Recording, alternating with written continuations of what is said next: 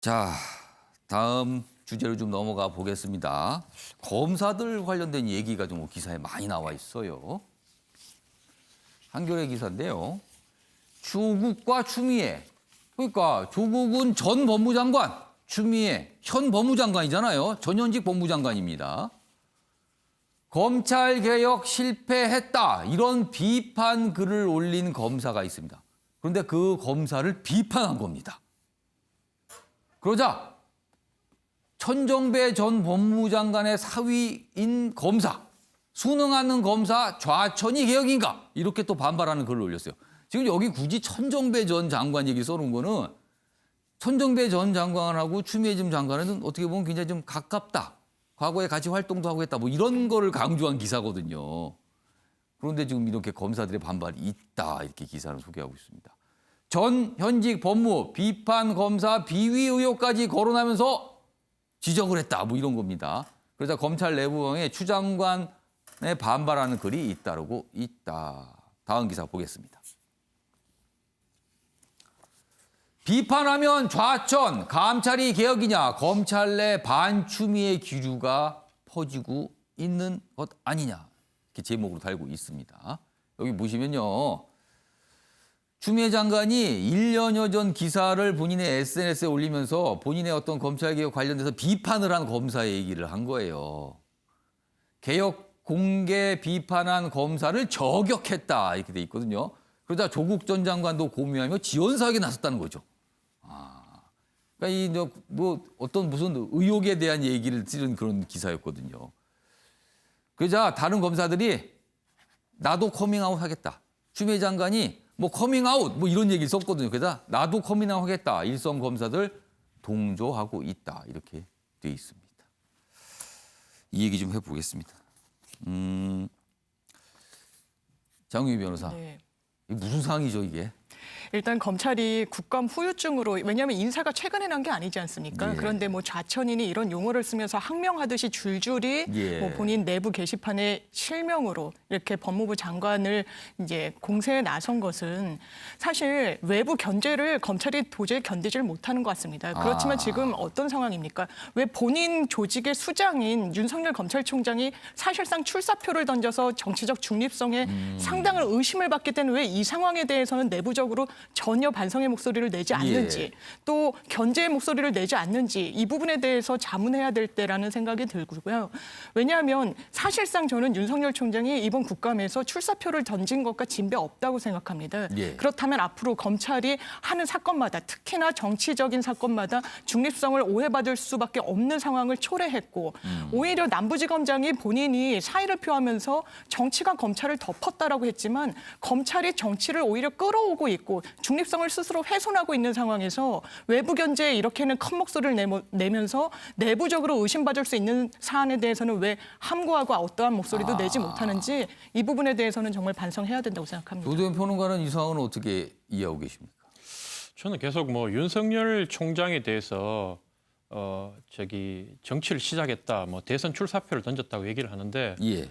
저는 가끔 이제 국민의힘 입장에서 바라보면 과연 윤석열이라는 인물이 뜨는 게 도움이 될 거냐. 지금 이 상황을 갖다 즐기고 예를 들면 박수를 쳐야 될 상황인지 안 그러면 정말로 심각하게 보고 지금 속으로 울어야 되는 상황인지를 한번 계산을 해봐야 되는 게 지금 줄줄이 국민의힘의 그 잠재적 대권 후보들이 출사표를 던지면서 나름대로 활동을 하고 있는데 전부 다 5% 미만이에요. 1%, 2%, 3%. 그렇습니다. 지금. 이게 왜 그러냐면 윤석열이라는 블랙홀이 모든 대권 후보들, 지금 현재 제1야당의 후보들의 활동이나 그 비전이나 이런 걸 다 빨아먹어 버려요.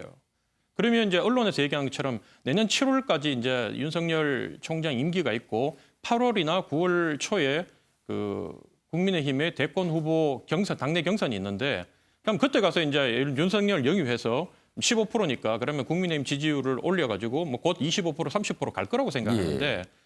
만약에 그때 가지고 윤석열 총장이 정치에 난 관심 없다고 그냥 엎어버리면 어떡해요? 안 한다. 예. 그래버리면.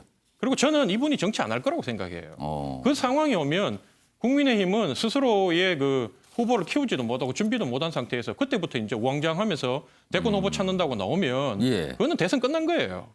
이런 상황을 인식하지 못하고 지금도 계속 외부에서 이 사람 찔러보고 저 사람 찔러보고 예. 하는 모습들이 정말 핵심을 놓치고 있다고 저는 생각이 들고 그리고 뭐 지금 검찰 개혁의 부분 그다음에 검사들이 반발하는 부분에 대해서 진영마다 생각은 참 다르지만 예. 한 가지 참 안타까운 부분은 이 법무부 장관 아닙니까?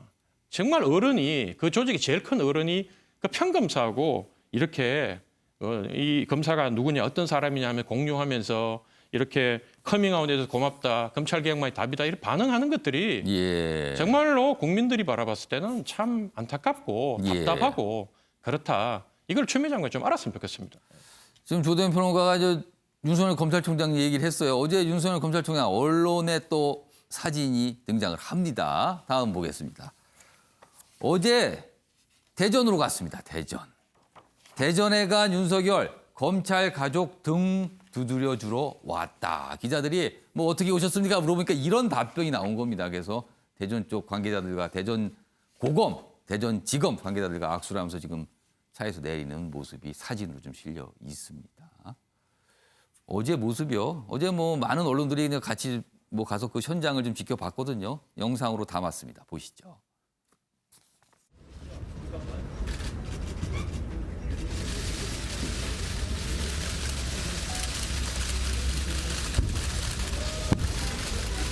오늘 담담회에서 어떤 논의 좀 하실 겁니까?